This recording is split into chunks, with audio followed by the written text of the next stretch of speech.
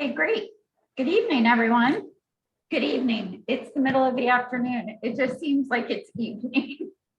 I do see out Lori's window and it is still light outside, so I guess it's still the afternoon. I'm Elin Dowd. I'm the Executive Director of the Greater Tompkins County Municipal Health Insurance Consortium, and I welcome you to our new member orientation. We're going to try to move pretty quickly through our presentation today. But if we come across anything that we're just moving too fast through, please slow us down. We're more than happy to entertain questions along the way. And we've left some time at the end as well. The way we sent you the agenda so you could look and see if you had your responsibilities split up between directors and benefit clerks. We're putting most of the important director information up. So if people have to run to board meetings and things like that, we'll get that covered at the beginning. And those of you that administer the plan, Kylie's going to go over specific details about the transition and using our website as a portal and things like that. And some of the other programs we offer, like wellness, will come at the end of the meeting. As you may have noticed, we are recording this. So if anybody needs to go back in the future and said, hey, I missed this part of the meeting, we will have it posted on our YouTube channel, or you can always call us. We'll talk about contact information throughout the presentation. So I'd like to start by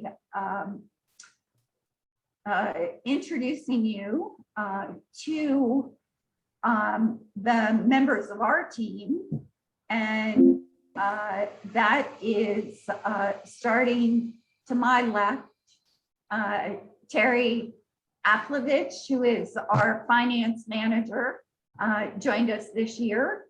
To my right, Kylie Rodriguez, our benefits specialist, also joined the consortium this year. But someone who's been around for a very long time since its inception is Judy Drake, our chairman of the board. All right, and then on our screen joining us today from our new municipalities, I have Lori Corsetti from the village of Fayetteville. So new members from Onondaga County, our first members from that region. Also from the same county, we have Lisa Devona from village of Manoa. And then another down in Steuben, we have the town of Irwin, and both Heather and Rita are with us from there. And then we have Eric from the town of Throop, one of our previous counties of Cayuga. So that's the group that's on the line with you. Oh, and I see Kathy just joined us from town of Throop as well. So you are 4 new municipalities joining us in 2022. And I am going to try and share my screen. And I don't know why my presentation is not coming up. There it is. Okay. Of course, I'm in the middle of it.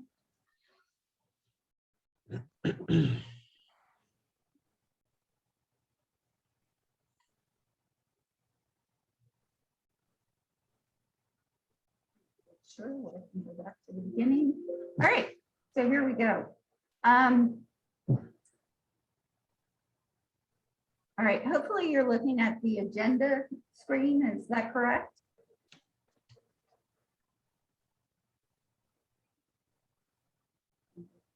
Whoops. Okay. What we're going to cover this afternoon, we're going to talk about a little bit about the consortium. We're going to talk about the unique features of being an Article 47 organization. We're going to look at what membership means.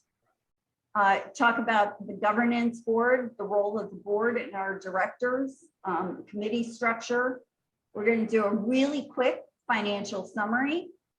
We're going to talk about our next steps in membership, and we're going to talk about contacts, our contact information, how you get in touch with each of us.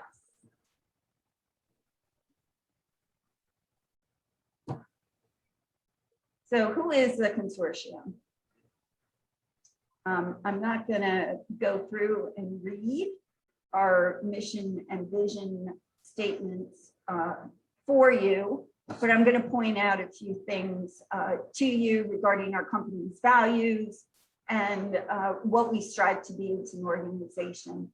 So one of the most important things for us is in our mission statement, and that's a cost-stable health insurance environment for our members.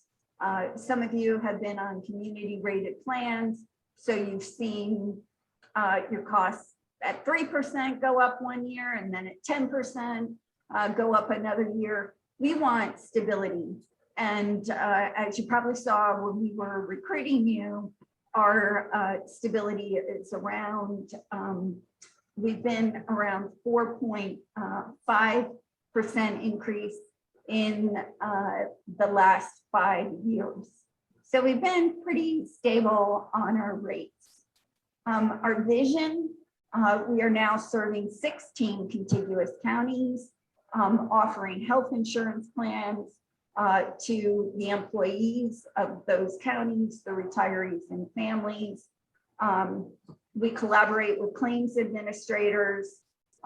We want to make sure we are a model of a new health insurance paradigm, that we are offering you contemporary plans, opportunities to be cost effective, but also to ask those in our plans to be promoting a culture of preventative health care for the well-being of all its members.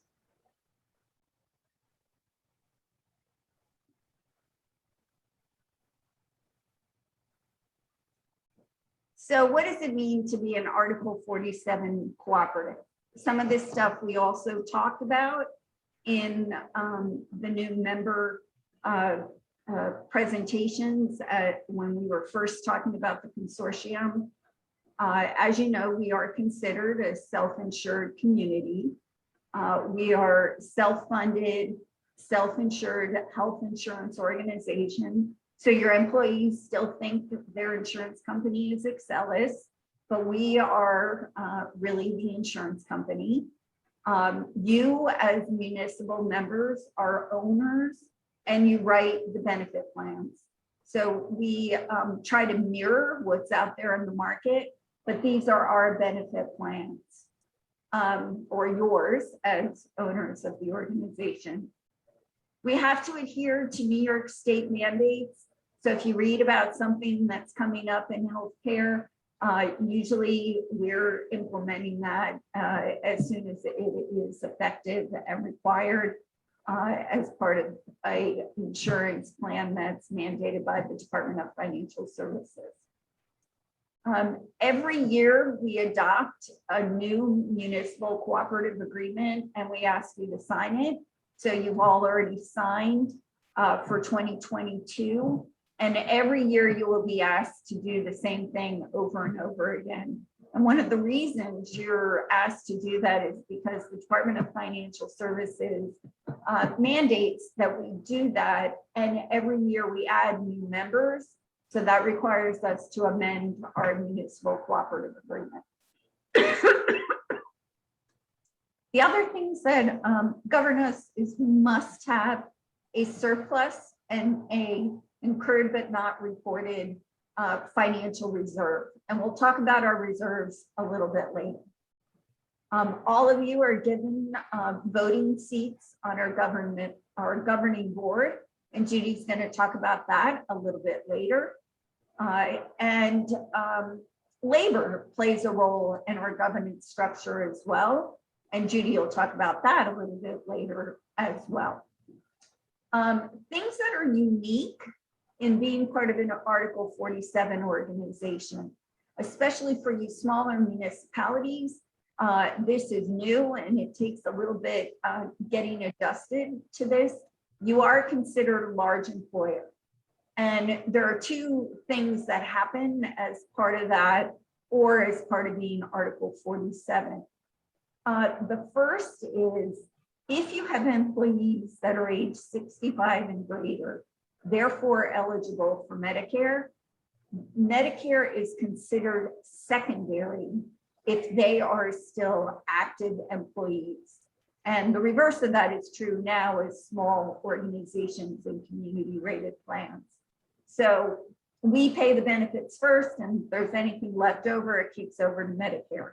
As soon as someone is no longer active or they become a retiree, then Medicare would kick in as the primary benefit.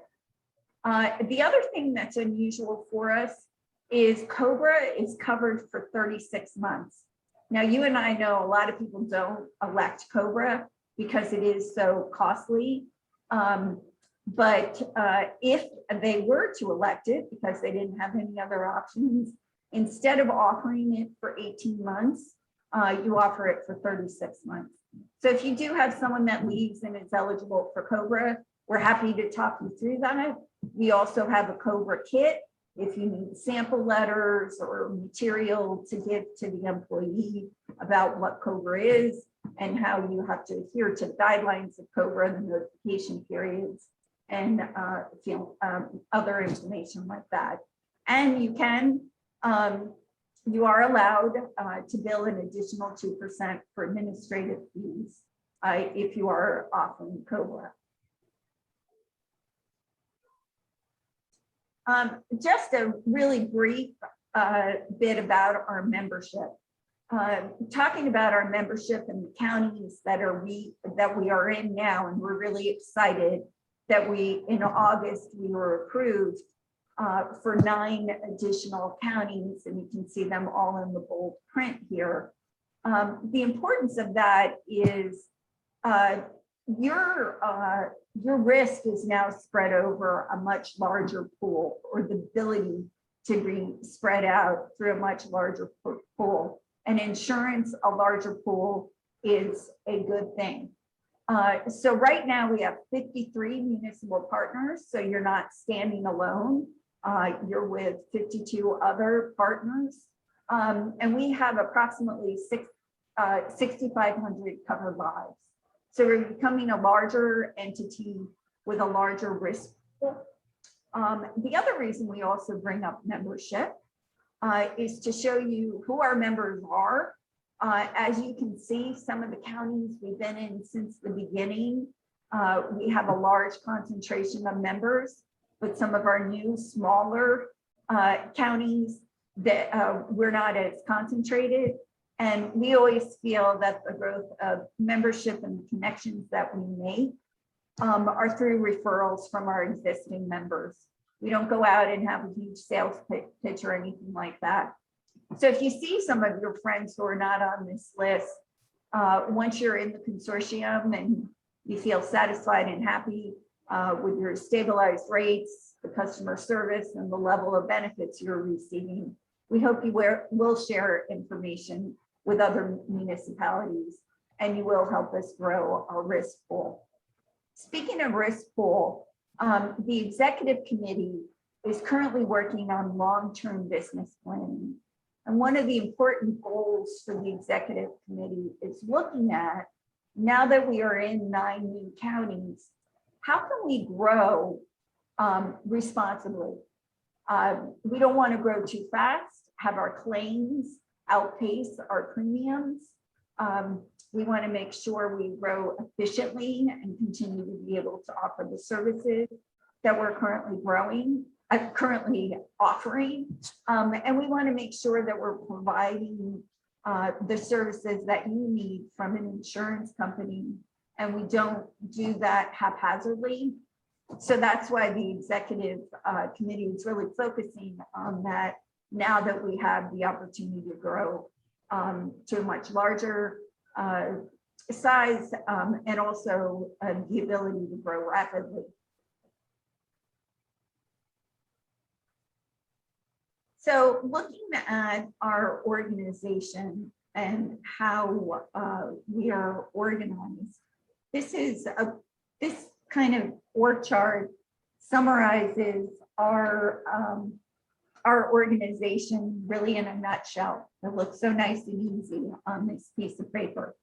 But obviously the board of directors are our governing body, and Judy will talk a little bit more about that, and the executive committee momentarily, she represents them, and we'll be talking about some of the other responsibilities as well. So the board has 2 meetings a year, a educational retreat in August and our annual meeting in September. The executive committee works on our day-to-day administration and meets either monthly or every other month to keep us moving forward throughout the year. I, as the executive director, continue to keep the ship afloat in the meantime, in between meetings, and provide as much information to the board of directors and the executive committee to help them make the decisions they need to make to advance the organization. I work very closely with our team of 4. So myself, the finance manager, the benefits specialist, and the clerk of the board. We're a really close-knit team, and we have some great partners, and we'll talk about those partners in a minute. But first, let's look at the committees and the board of directors. Where they add the greatest value is by being involved in our committees and being involved in the not the day-to-day administration, but the day-to-day decision that a governing body needs to make. And so we have several committees with the opportunity for you to join. You're automatically, as a director, in the board of directors.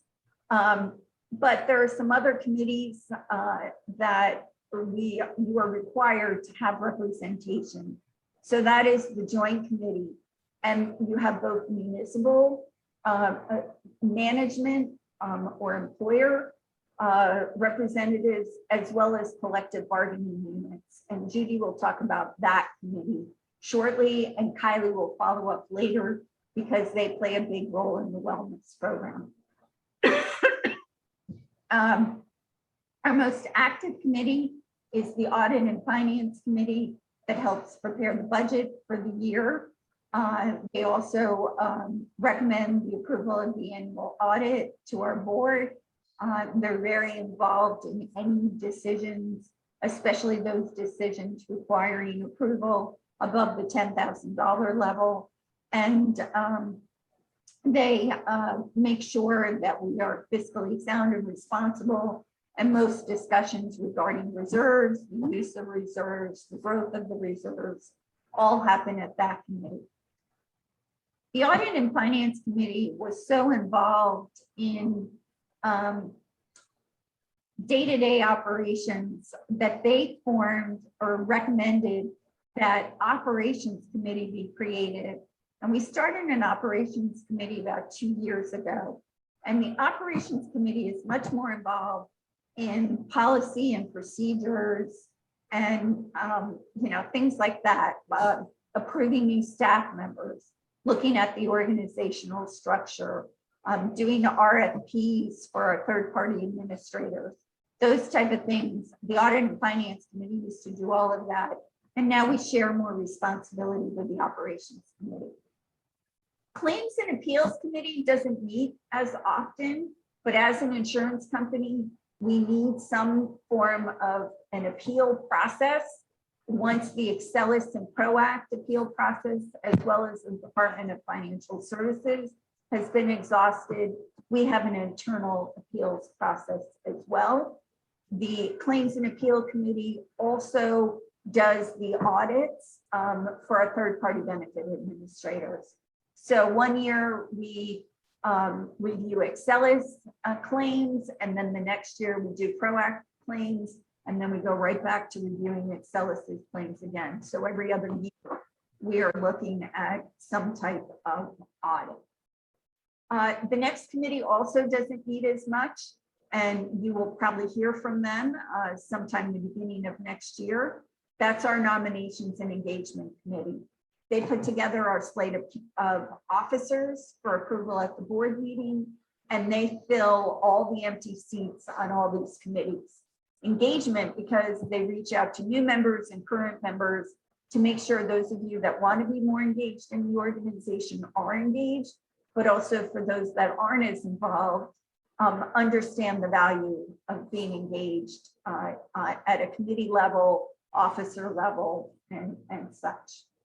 That's kind of our, everything in blue is sort of our internal organization. If we look outside, we have 3 great partners down in the bottom right in brown, and that would be our Excelis medical claims provider network, as well as claims adjudicator, ProAct as our prescription drug provider network, as well as processing all the prescription drug claims. And then we have another entity, CannaRx, which provides some of our prescription drugs at 100% of the cost to our members. So those are our partners, and they're all great partners. We've been very pleased with the service we're receiving from them.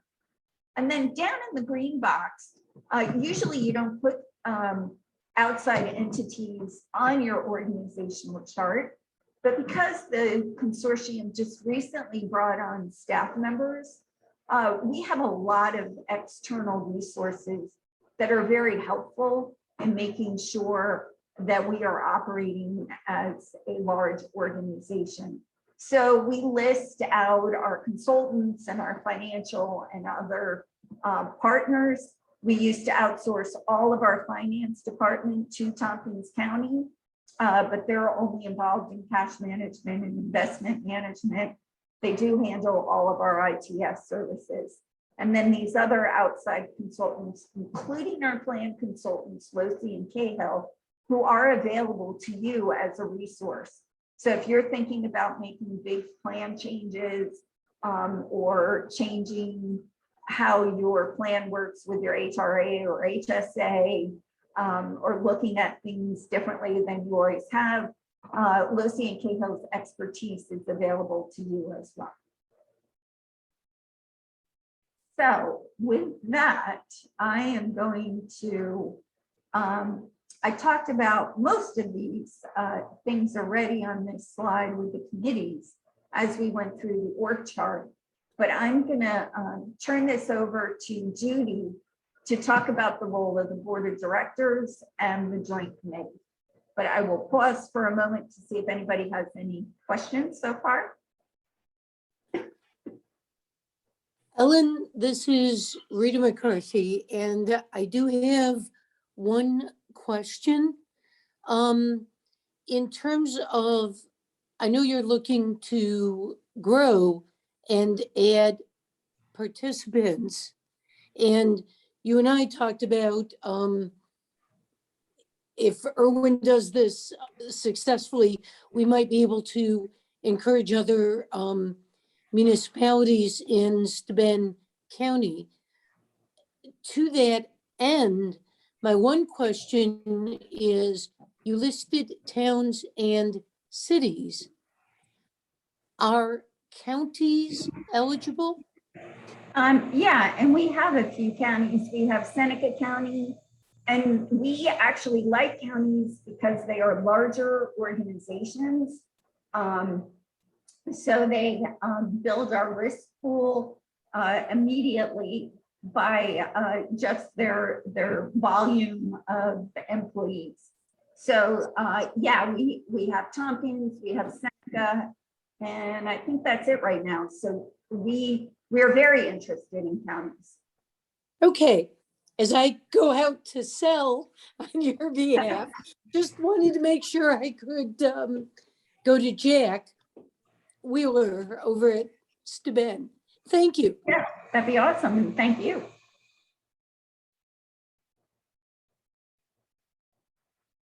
All right, Judy. Thank you, Elin. just want to say hi and welcome our new members, Board of Directors and Benefit Clerks. The Board of Directors has some certain roles which are defined in Article 47 and our Municipal Cooperative Agreement. So we have some very important roles that we play. First one is we, of course, set the annual budget every year. So that's happens in our annual meeting in September, or all of these things happen in our annual meeting in September. Along with setting the budget is when we determine our premium rates. And then those premium rates have been discussed and information brought forward by Excelis, by PROACT, information from Losi and Cahill's databases, as they have other municipal entities that they work with. So those are probably the two most important elements that the Board of Directors has a role in, a very important role. Just like as you have come on, the Board of Directors accepts new members and looks at those new members coming on. If there's any plan design changes, for example, a couple of years ago, we added some vision and some hearing protection or hearing elements to a couple of our plans. Those new plan designs are all approved by the board. The executive committee, which is made up of officers and chairs of different committees and some at large. They are all elected at the annual meeting. The board is really responsible during that budget and premium rate aspect to really make sure that we are fiscally sound and that we're operating the organization prudently.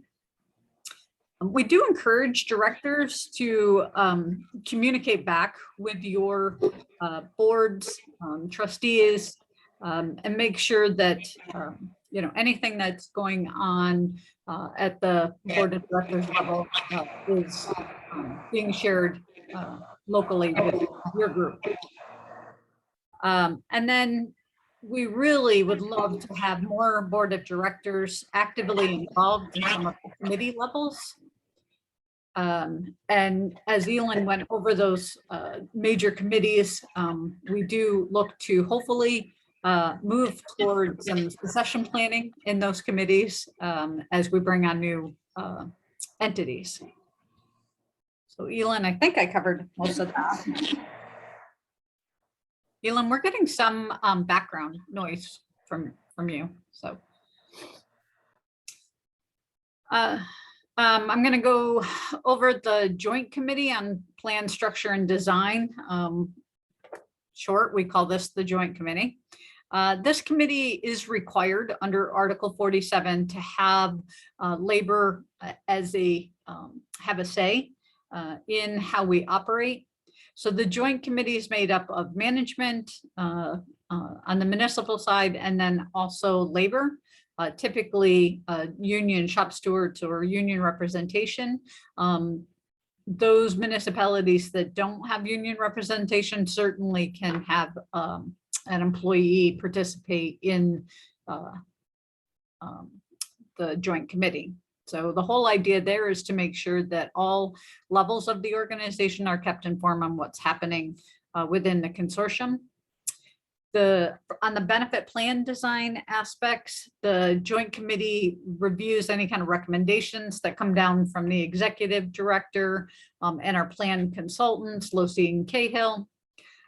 We look at market data, we look at benefit design changes, especially as we're trying to make sure that we're competitive with other insurance providers. So sometimes we do look at those benefit designs. And then making sure that we're always in compliance with the Affordable Care Act. And as those mandates, as Elin had spoken about earlier, come down, we need to make sure that we bring those into our plan designs. The Joint Committee, vets all of that out and then makes a recommendation to the board. The Board of Directors are ultimately the ones that will consider and approve any kind of plan design changes. There's notifications that go out to the municipal partners, but we're certainly hoping that they've already been involved through the Joint Committee, so they're aware of that before it comes from the board. We coordinate all of our changes, obviously with Excelis and Proact as our benefit providers, which all happen for effective January 1st. Everything kind of starts January 1st for the following year. The other piece to our joint committee is our wellness programs. The joint committee reviews topics for our wellness updates, goes over our wellness challenges and prize ideas, helps us promote out these wellness programs such as our flu clinics and our Blue for You wellness clinics. So that's another piece of the joint committee. So it's really an active committee, hopefully that brings information back to the employees. So Elin, I guess I'll turn it back over to you. All right, great. So one action item from today is that if you could let us know if you have a collective bargaining unit or units, who would be the contact person for us to invite to the joint committee. We would start with the representative, but they can assign anybody within that collective bargaining unit to be the representative on the joint committee.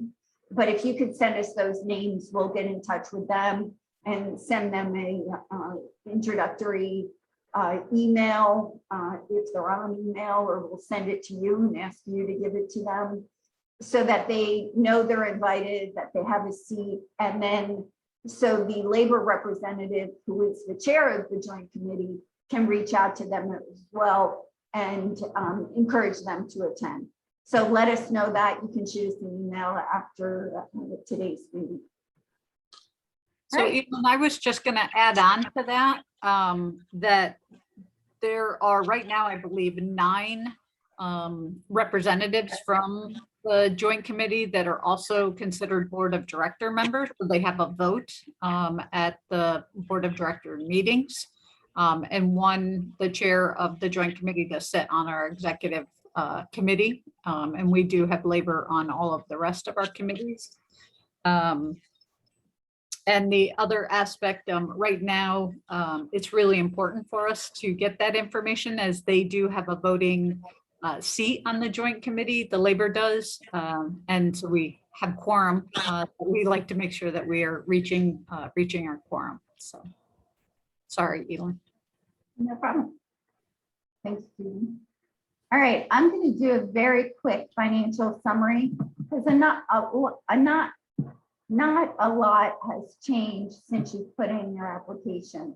And we usually do go over this, or it's in our brochure, so you're aware how financially sound we are. But without actually putting numbers to this, just showing you how simple an organization we are. 95% of our income specifically comes from premiums. So we're around 56, 57 million right now. And almost all of that, as you can see, comes from premiums. We get a little interest. We used to get a little more before the pandemic. Hopefully in 2022, some of our rates, interest rates will return if the Fed cooperates with us. We do receive prescription drug rebates. We will be receiving more of that in the future due to recently negotiated contracts. And then, if we have a stop loss claim that comes through, that's not the kind of income we really want, but it does all show up in our income columns. The other chart that we have is our, are you seeing the expense distribution charts? Okay, I've got 2 screens going right now and I'm not quite sure which screen I'm looking at. Okay, so the next is the expense. And like I said, very straightforward organization. 95% of our premiums come in, 95% of our income comes in as premium. 95% of our expenses are paid out in claims. We have very little administrative overhead. So staff and our consulting partners are less than 2% of our expenses. And then, we pay administrative claims fees to Excelis and Proact. We have to buy stop loss insurance and of course, pay taxes. But very clean organization. You don't have a lot of overhead. And that's really what we want to do to glean from these reports. And then as board members, every month you'll be receiving a package with the Audit and Finance Committee agendas, which we will share with you, which will show you the monthly updates of how we are progressing as an organization and how we are progressing against budget. I also showed this this bar graph, line graph, to let you know that we have a lot of money in the bank. Some of that money is specifically requested by the Department of Financial Services in our incurred but not reported reserve. We have to have 12% of our claims, claim expenses reserved in the IBNR reserve.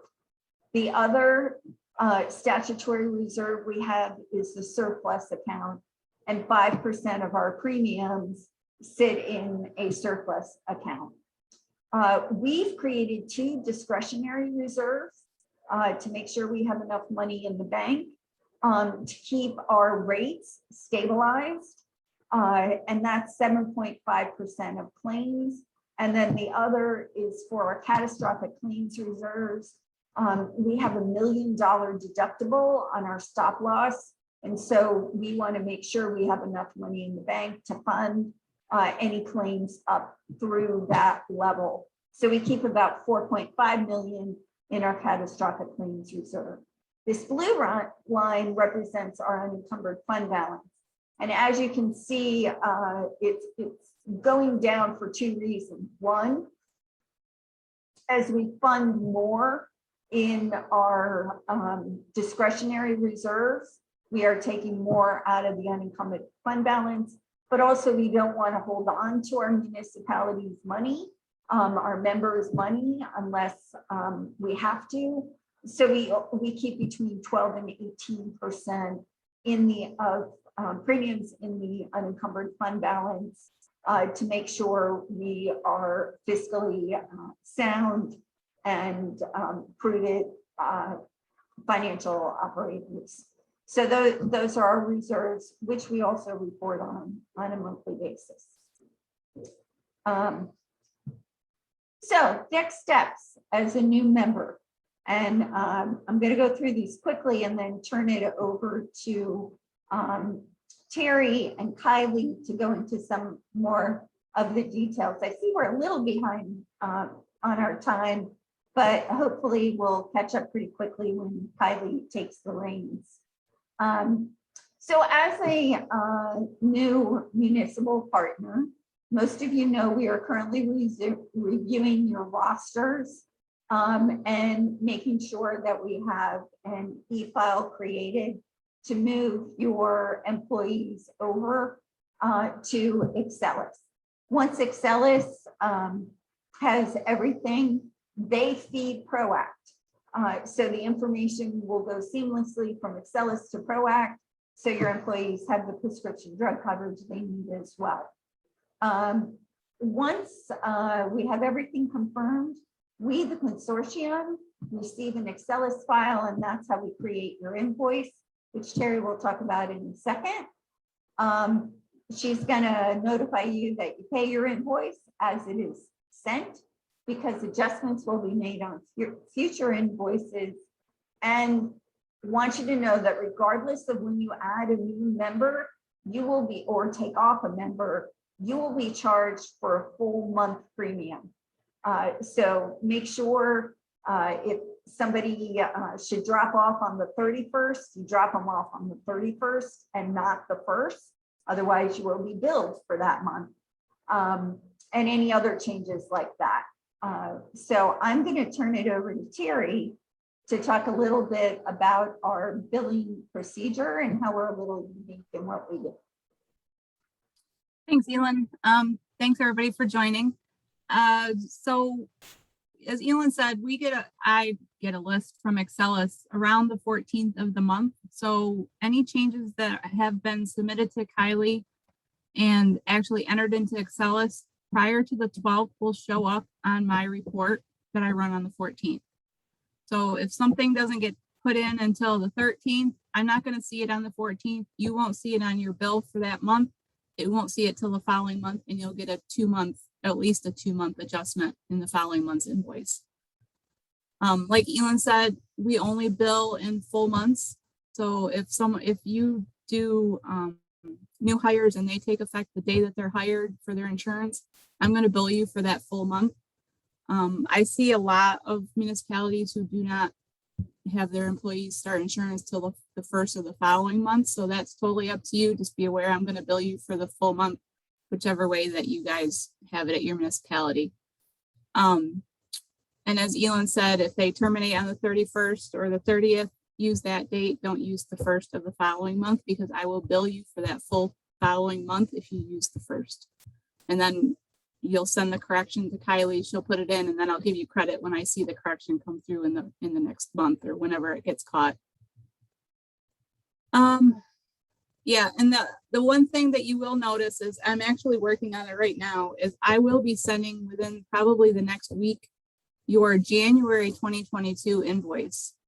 And I realize that seems really early, but the invoice is actually due December 31st of 2021. So in order to give all the municipalities time, if their invoice has to go through the board on an abstract, we bill it enough in advance that you guys aren't crunched to get it on your abstract. So you'll see the bill hopefully next week.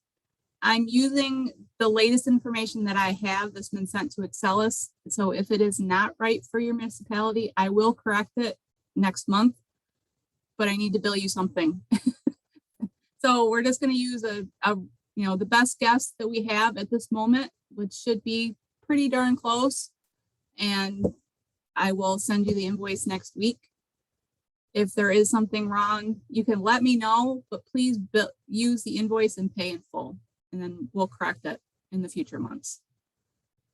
That's good, Elin. So I think this is where I was saying, yeah, I'm billing.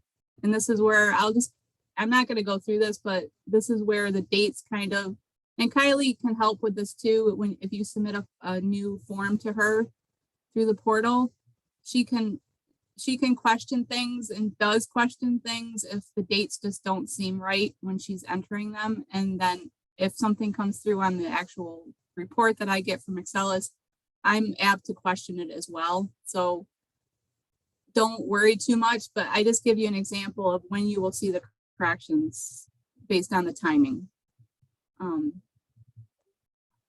Hopefully we won't have any major hiccups for the new billing. What else we got, Elin? But if we do, Terry's there to help you. Yep. Do that. Between Kylie and I, we can get it resolved. All right. So Kylie's going to talk a lot about new subscriber and subscriber changes. Well, we really encourage you to make all of your changes through our secured consortium portal. So especially things that have HIPAA information, or social security numbers, or date of birth, that kind of information. We'll provide you, most of you have already been provided with the plan enrollment form that's used to add, remove, or make changes. We really ask you to use our website, and Kylie's going to go over the website in much more detail, especially for those of you who are going to act as the benefit clerks. We don't have any large employers on this call, but groups with 50 or more employees, they do data entry directly into Excelis. We act as your Excelis data entry for smaller groups, and that's why we really encourage you to use the portal. There's, I think I kind of went over this already, but there is a boatload of information on our website where you can find your premium equivalent rates, your benefit plan summaries. You can find meeting agendas, minutes. Like I said, we post our recorded meetings on the YouTube channel. There's a calendar for upcoming meetings. Our financial reports are there, our newsletters are there. We load information for you to utilize. So please make sure you become familiar with that. Kylie's gonna go through more benefit clerk use of the website, but I just encourage you in general, as well as your employees, to use this as a resource. All right, what do your employees need to know by January 1st?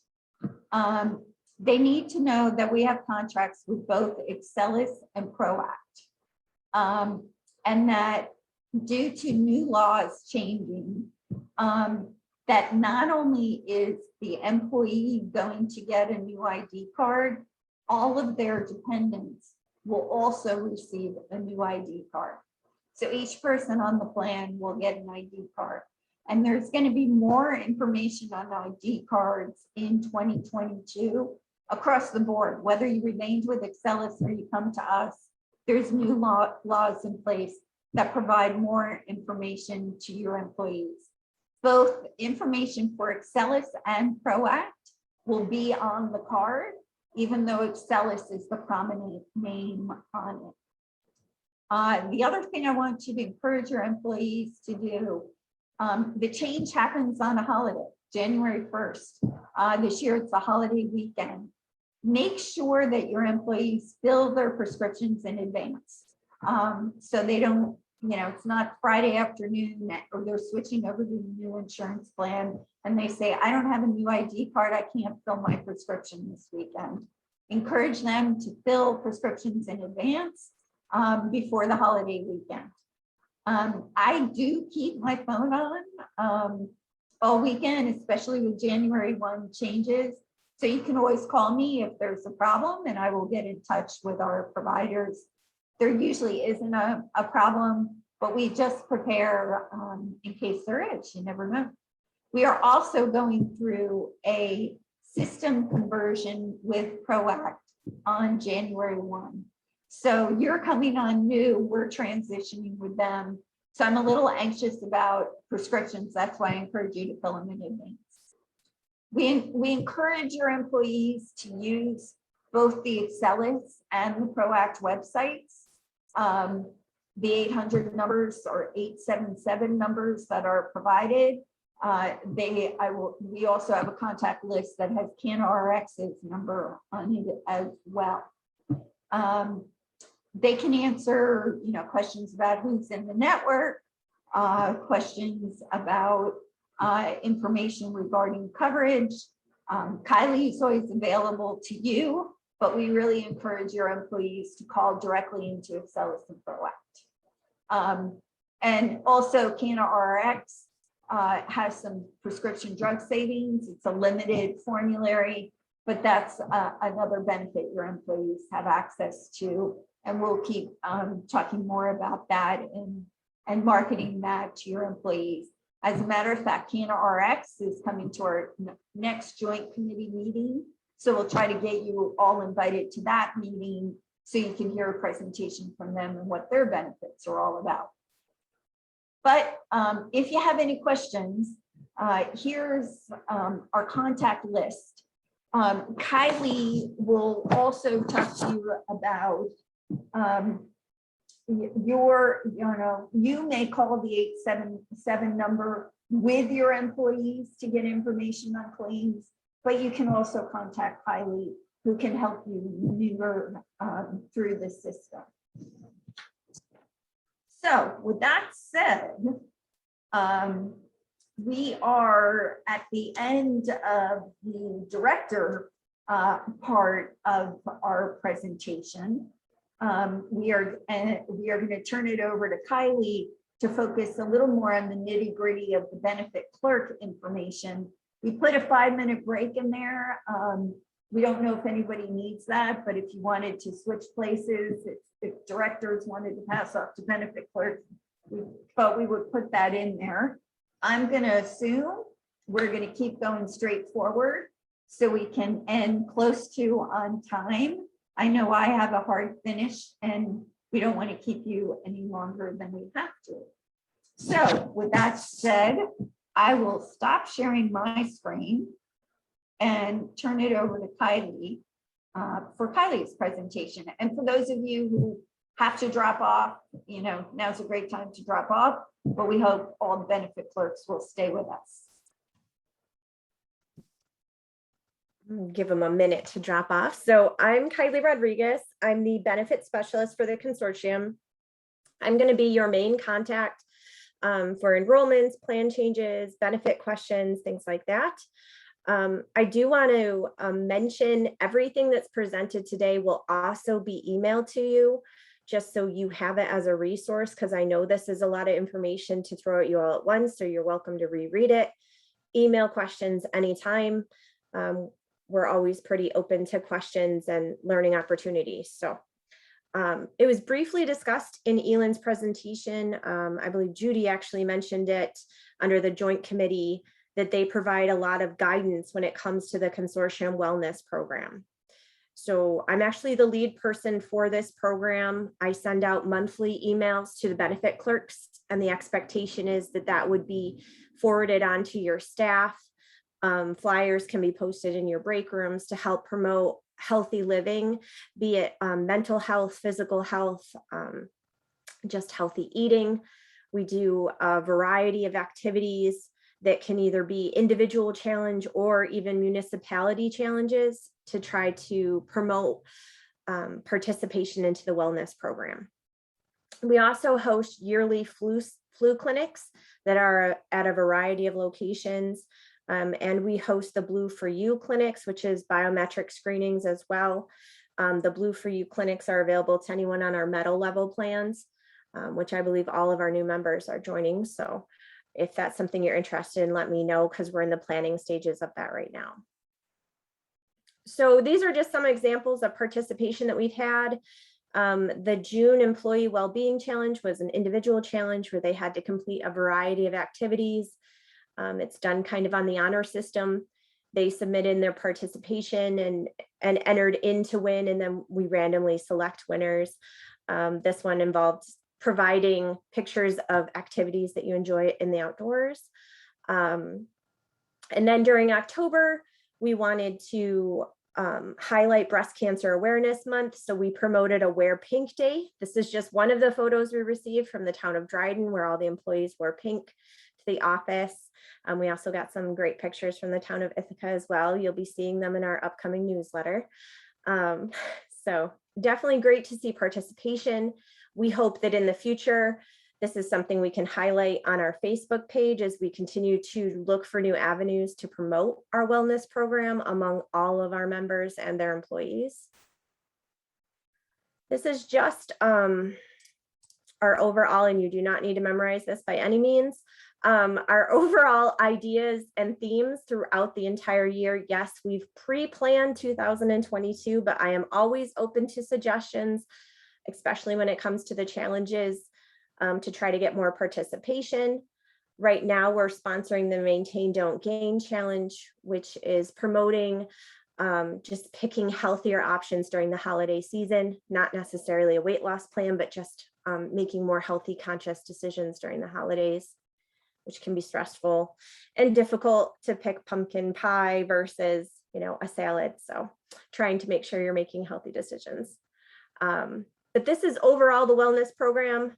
We're hoping that we do know that our benefit clerks take on a lot, and they do a lot of different roles that don't involve the consortium. So if there is someone in your municipality that you feel would work well as a wellness champion, who would do better to receive the emails, who would help promote it more, we're more than willing to change who that contact person is. So you're free to email me and I can update that in my records as well. So just something to keep in the back of your mind if it helps lighten the load for the benefit clerk. So that's very briefly our wellness program. Let me hop on over here. This is the important one that I wanted to get to today. Okay, so can everybody see the website overview and portal submission training? I'm assuming so. Okay, got some head nods there. So our website is one of the main tools we hope you use, hopefully almost on a daily basis as you're looking for answers to questions about your plan coverage, how to submit enrollment forms and everything like that. So this presentation is going to be an overview of the actual website. We're going to talk about where you can find agendas and minutes to committee meetings, where you can access the municipality benefit summaries, which have not been posted yet for our new members because we're still waiting the 2022 benefit summaries. When they are posted, I will send out an email letting you know, but I'm still going to go over where you can find them on the website. You can also access copies of your enrollment forms or plan change forms. The website is where we really encourage you to submit the enrollment forms because they do contain HIPAA information and we like to avoid HIPAA violations if we can. It is a secure portal where you would upload the enrollment form that's been completed by you and the employee. And then we also go over where some of the other website tools are located for you, as well as where to find wellness program information, and even our quarterly newsletter is posted there. So this is the home screen of our website. If you go to www.healthconsortium.net, you will find our home screen with a lot of drop-down menus. We try to make this website not only for municipalities, but as well as employees, retirees. So you feel free to direct as well your employees to the website if they're looking for more information about their plans. It can be found here as long as they know where they're going. So the first tab, if you saw the main page, the first tab over on the left, governance, this is where you're going to find committee meeting minutes as well as upcoming agendas. You can find meeting dates and upcoming on the main screen. Just scroll down and it'll show a calendar of the upcoming committee meetings. We no longer post the Zoom links for the committee meetings to our website. They are public, but you have to request the link. Most of the links should be already emailed to you to make sure it's already on your calendar in advance. But if you need a link resent, you can email consortium@tompkinsco.org. That is our main email address that goes to Michelle, who's part of our staff, and she is wonderful in organizing all of our many committee meetings and everything else. So that would be your main contact when it comes to those types of meetings. So if we go to the second tab over on the main screen, the employee, retiree, and wellness information tab, this actually has a lot more information under here than you think. So if you go to the drop-down menu and click on the plan information by municipality, this is where you're going to find your benefit summaries and your summary of benefits. So once you click on plan information by municipality, this is what's, it's going to pop up a list of all the municipalities that are hyperlinked. You click on your municipality, it will take you into a table that has the plans that you're enrolling in for the new year. It will only show the plans that are available in your municipality. So you don't necessarily have to remember the plan name, it'll be right here for you. And then the benefit summary and the summary of benefits are hyperlinked. Now I know this wording makes it seem duplicitous, it makes it seem like it should be the same thing, but they're actually not. So a benefit summary is a summary. It breaks down bare bones basics of the plan. Most of you had received plan comparisons. That was a more detailed. This is a very basic, but it will give you what most employees are looking for. How much is my deductible? How much is my out of pocket? What is my copay to go to the primary doctor? Those types of things you can find in the benefit summary. I have found that a lot of my benefit clerks like printing these off for employees, so they have a brief summary of what their benefits will be on the plan. Whereas a summary of benefits is a lot more wordier, but it does provide a lot more information. It answers a lot of common questions that people may have about the plan, like what applies to my out-of-pocket limit, and questions like that. I will warn you, this is a longer form. So if you go to print it, you're looking at more of 15 pages. And it may not get down to the details that your employee may be looking for. So we are going to briefly go over enrollment forms. This is what the forms that you'll be submitting to me through the portal on our website.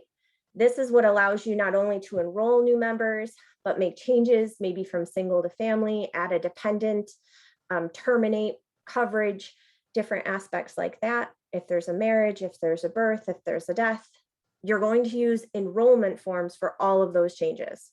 Even though it's called an enrollment form, it does a lot more than that.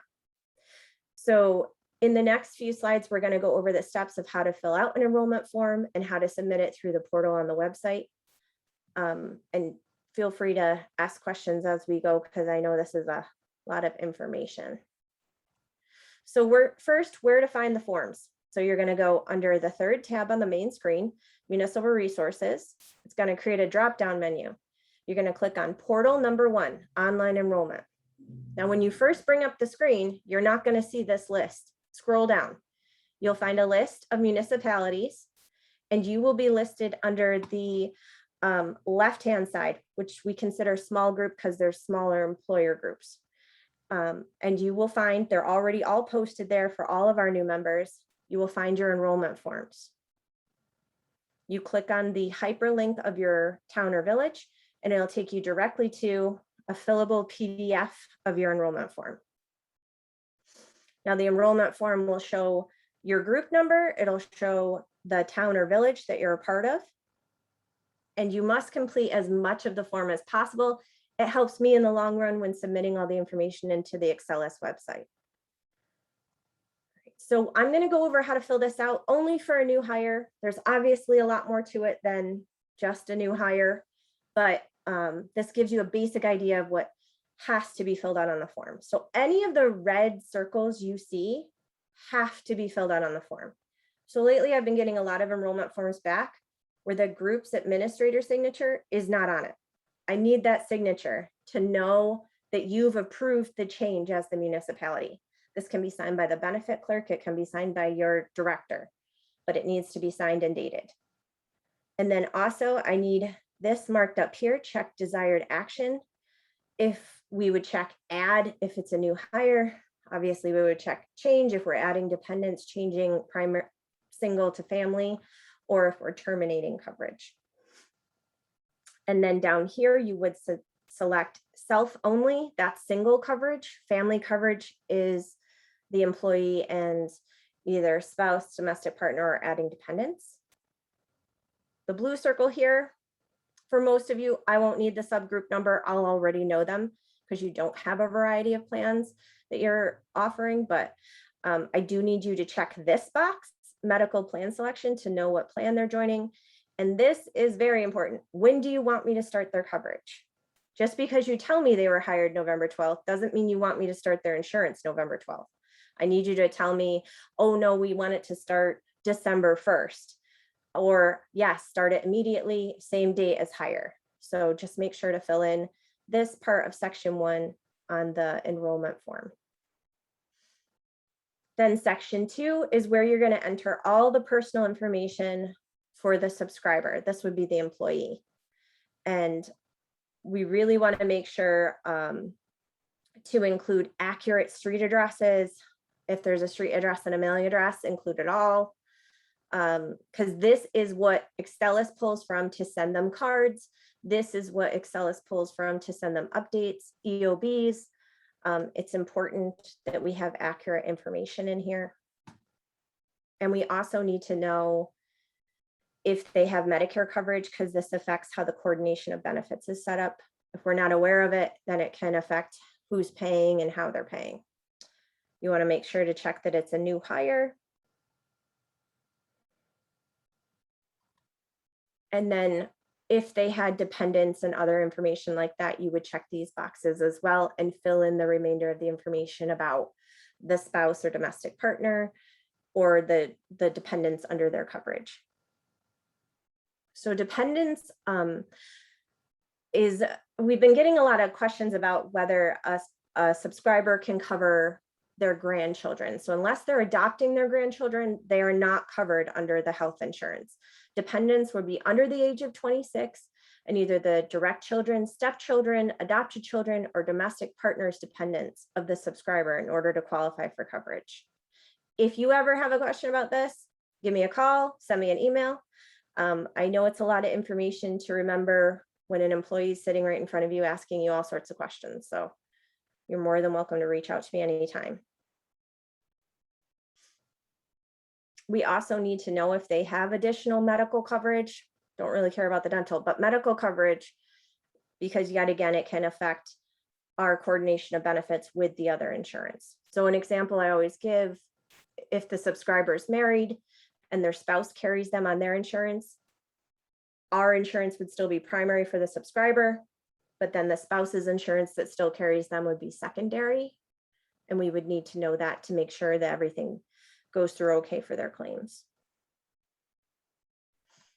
Hey, Another important, yeah. I just want to add one thing. Some of you do have Excelis Dental that you have a direct relationship with Excelis and you have dental. Some municipalities they do their own data entry and put the dental participant into the Excelis system, and they use one form. So if you do have Excelis, if you do have dental with Excelis, let us know. We may or may not be able to coordinate it with one form, but let us know if you're interested in that, and we'll talk to Excelis about it. That's usually our larger municipalities, but you do see it on this form. We've been asked to remove it, but it's a universal form. So just want to let you know, in case you do have dental with them, talk to us about that, and we'll see if we can coordinate that for you. And then the last section of the enrollment form is the subscriber signature, which we need best effort for you to obtain this. Obviously, a new hire, they're sitting right in front of you, they can sign it, but sometimes employees may not leave on the best terms where they're willing to sit down and sign a form that says that they're dropping their insurance.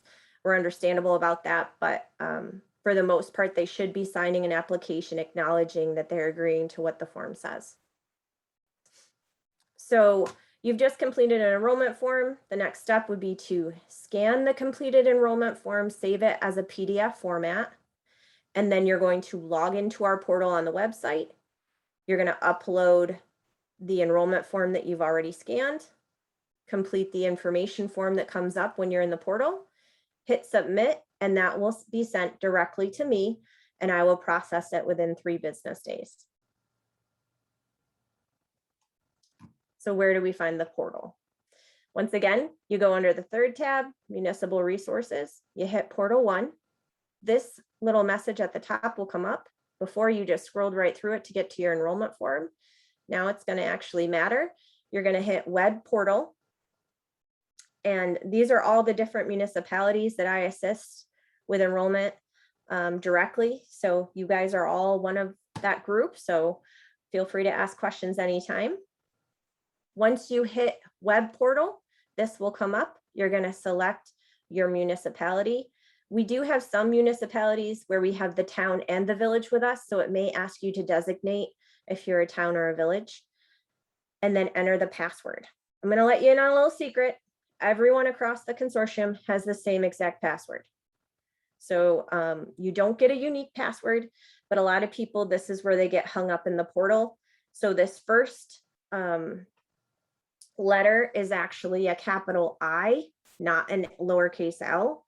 And then it's 15 capital G, 2 lowercase o, exclamation mark 8. If you struggle with this, just send me an email. I can help walk you through it. No big deal. So once you're in, this is what will pop up for the portal form that you need to complete. This helps me know who I should be emailing back with a confirmation that I've completed your enrollment form that you've submitted. So please make sure to fill in as much of the contact information as you can, because this is also who I will contact if I have questions about the enrollment form. These 2 questions down here are required in order to complete the submit, in order for it to let you submit. So you have to upload the enrollment form, otherwise it won't let you submit. And then you have to click yes that you've signed the enrollment form. This is a way to double check to make sure you've signed it. And then you also will have completed a member verification form and filed it with your own records that you keep. Now I am going to go over the member verification form. It is a tool we've created for you to have. It's not something that needs to be submitted with the enrollment form. It's something for you to have in your human resource records for your own use and to make sure that you're obtaining the proper documentation for dependents, spouses, and domestic partners. So then you would have to click yes to this as well, and then hit submit. So other tools. This municipal resource tab is really where you're gonna find a lot of the tools you're gonna need as a benefit clerk. So if you hover over municipal resources, you'll find other things here. Our portal number 2 is where you would submit the MCA. It's where you would submit resolutions that we may request for you to submit. That's what we use portal number 2 for. It does not require a password, but it's a easier way to submit documents to us. And then the 4th section down is where you can find your current premium rates. If you keep going down, the Excelis Administrator's Guide walks you through direct enrollment entry in Excelis. You guys can pretty much ignore that part, but it does also talk about dependent qualifiers and things like that. It's a little lengthy, but it's a good read for information if you need that background information. Benefit plans and optional programs. This is an overview. So here you could click and see all of the metal level plans available through the consortium, but you can also see the CSEA dental, you can see Canna RX, you can see a whole variety of other information if you're looking for it. And then the dependent certification. If you click into this section, this is where you can find the member eligibility verification form if you want to print off copies to use in your employee records. So the wellness program, we also, when we email it out, we also update our website monthly with the information that we're providing in the email, with hyperlinks to the attachments that are in the email you'll be sent that includes flyers, may include challenge forms. So this is the tab you would use to access any of our wellness program information. And we normally try to praise the winners. So we will put that on our homepage in our news. We also send out email blasts to the whole consortium telling you who won and what municipality they work for to try to promote that participation. We also do a quarterly newsletter, which we're in the process of creating our December newsletter currently.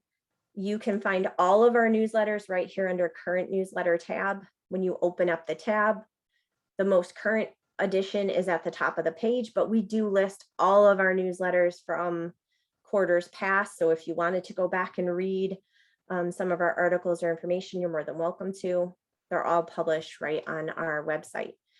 The way that we dispense our newsletter currently is we do mail paper copies to the municipalities with the expectation that you would hand those out to your employees, as well as we send out emails to our benefits clerks and directors that if you wanted to dispense it via email, you could do that as well. The email contains a hyperlink back to our website so people can read it straight off the website. So that is the end of the website presentation. I'm going to pause because I feel like I flew through that and see if anyone has any questions on that presentation.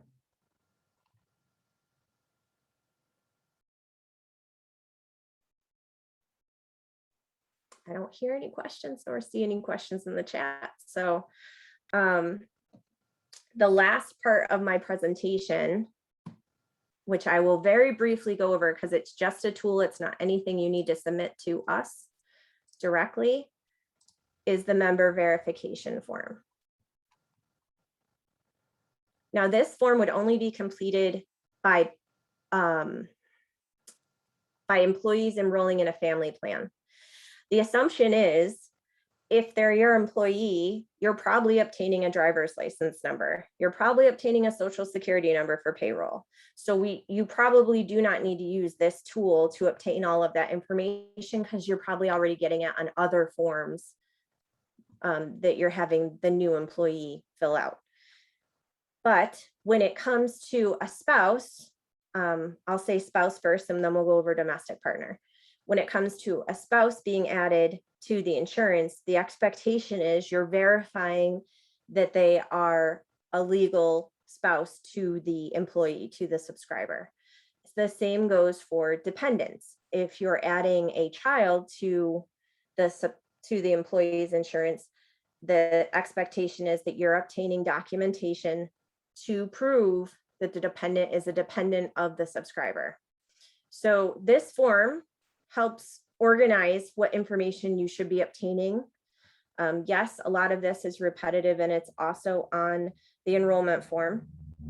But like I said, this is just a tool for you to have in their HR record with you. We do not need a copy of this. So the most important part about this form, which this is all about adding dependents and everything, is the documentation list, is the required supporting documentation you should have on file in the employee's HR record to prove that, yes, this is a legal spouse. Yes, they had a marriage certificate. So in this section, you would choose which column they filled all the criteria with, and that, yes, they are a qualifying spouse.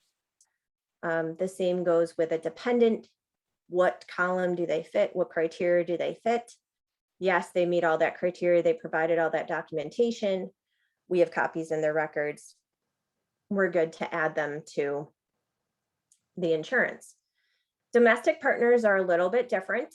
They have to meet all of the documentation requirements of one of these columns.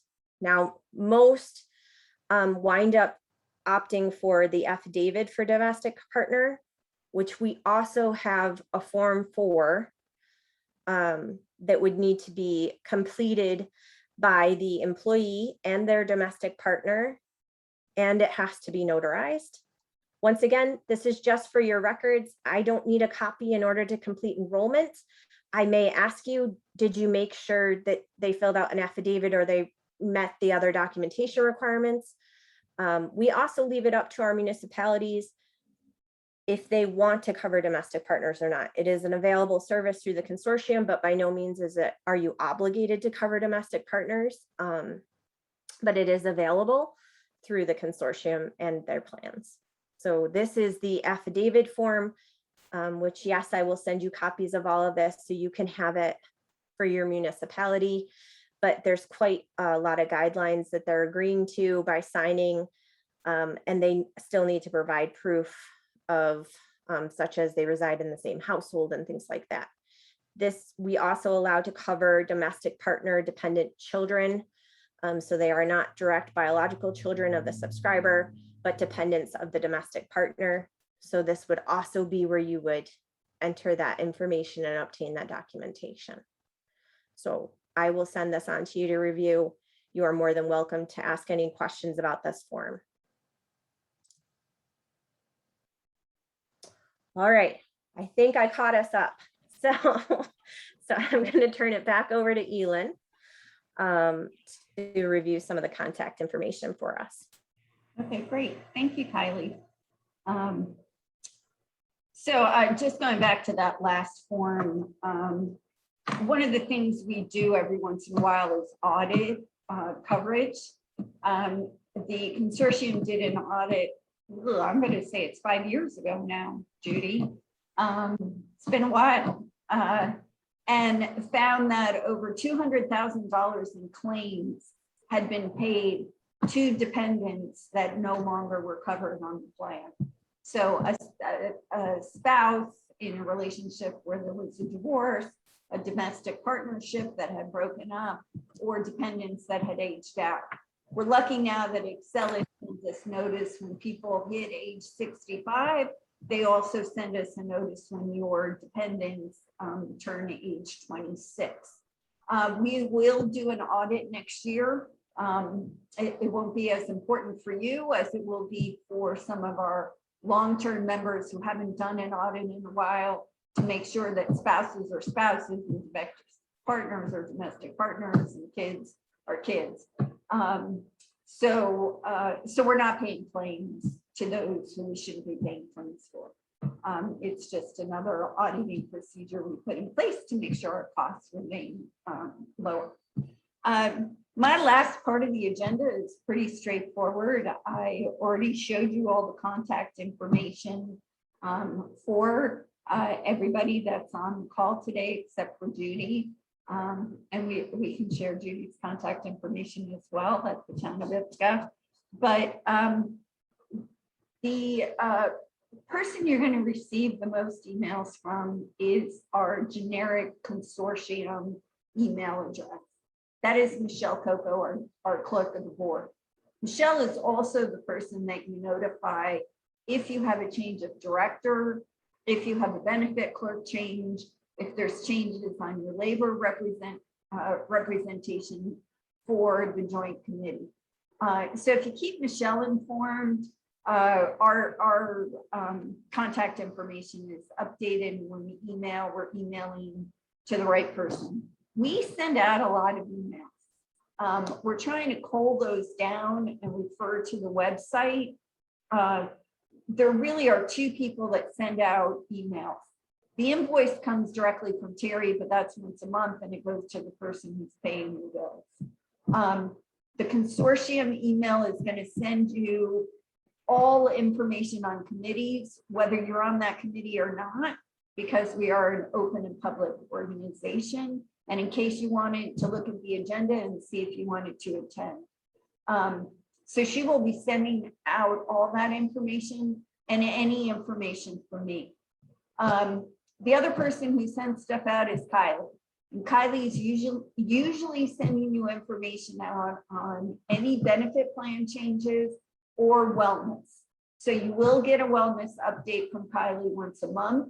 We asked you if you wanted it to go to a wellness champion, we'll send it to the wellness champion.